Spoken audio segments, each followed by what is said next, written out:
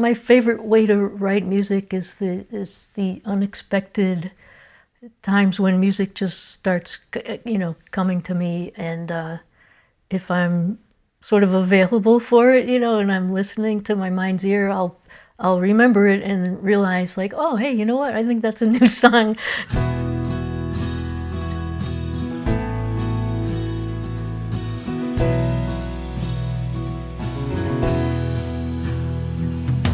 This is probably my most ambitious project. It's my fifth collection of songs that I'm recording, and I think collection is actually the key word, because some of the songs go back to, at least 20 years, maybe even more.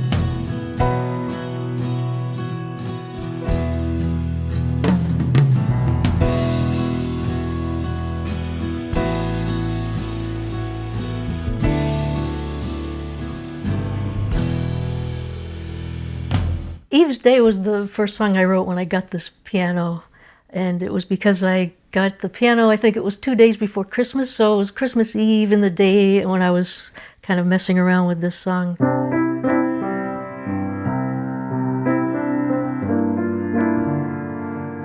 And then, so that was the first one that kind of came out and spoke to me through this piano.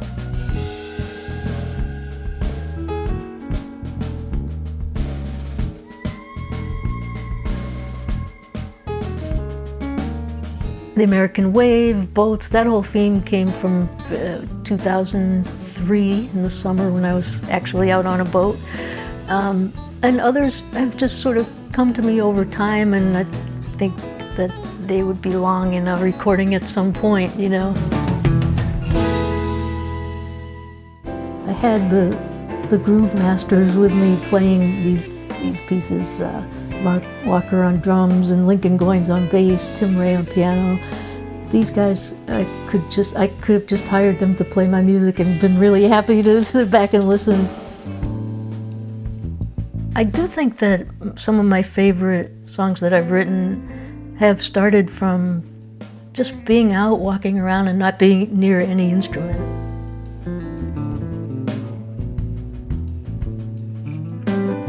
Gamsa Hamnida came to me this way. It's weird, the simplest things just can take off, and so that's how that one started, and that's how the song starts.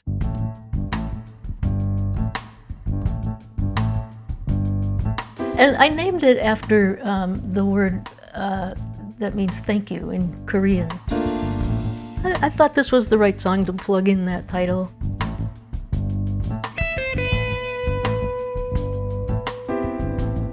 The players, or to say they were up to it is an understatement. I mean, they did it and then some.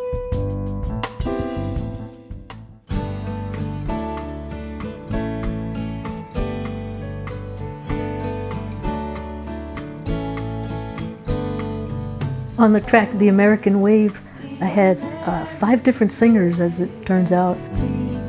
Sonia Rutstein of Disappear Fear, Kim and Reggie Harris. And then I was lucky enough to get Janie Barnett and Larry Watson to join in too, so we had this nice chorus of singers.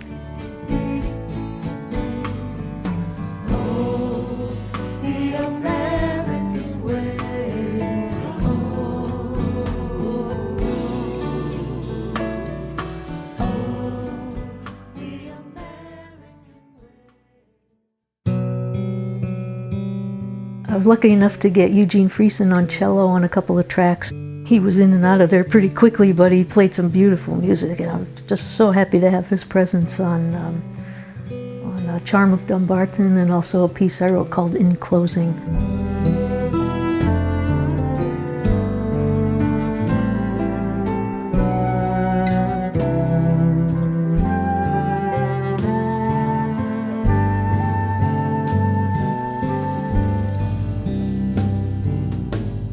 I asked my friend Sarah to play on the song Boats and Charm of Dumbarton.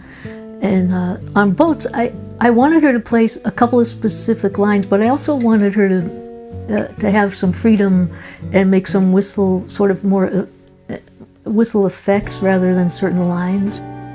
I was just blown away by what she played. We had a lot of fun working with the sounds that she came up with on her whistle. I was like, oh my God, it sounded like we were in fact out in the ocean on a boat, and that's kind of what I was going for. Like, what sounds would we hear if we were in the days of the old man in the sea out fishing, night after night at the ocean, what would that sound like? And Sarah really got it to sound like that.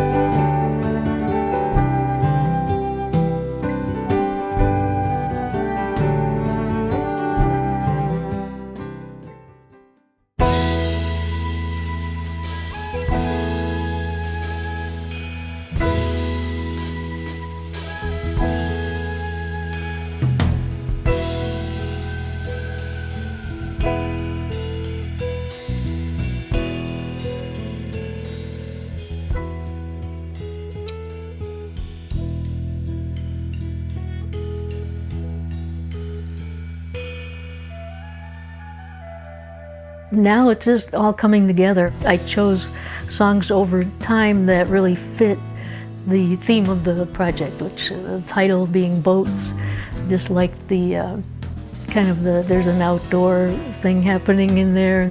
It fits with how I live and where I live now. There's a lot of outdoors in my life these days, and so, it all kind of makes sense to me as a collection, and I chose the songs pretty carefully with all of that in mind.